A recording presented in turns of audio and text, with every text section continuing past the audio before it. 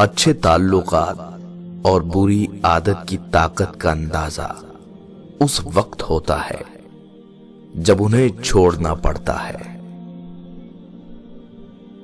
सबसे अच्छी जिंदगी वो बसर करते हैं जो अपनी जरूरत पूरी करने के लिए अल्लाह के सिवा किसी और पर भरोसा नहीं करते।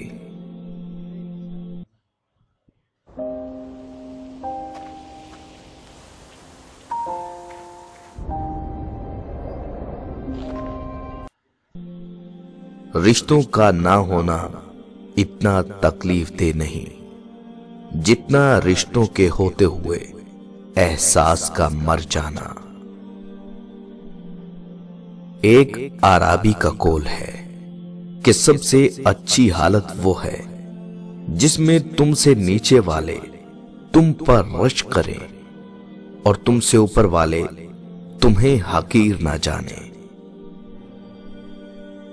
जिसके इखलाक बुरे हों उससे जुदाई ही अच्छी है और जिसके इखलाक अच्छे हों उससे मुलाकात अच्छी है। जब तकदीर गालिब आती है तो हर तदबीर धरी रह जाती है। सबसे अच्छी खसलत अदब, जबकि बदतरीन कलाम झूठ है। अच्छी चीजों में खुद को मसरूफ नहीं करोगे तो बुरी चीजों में खुद ही मसरूफ हो जाओगे।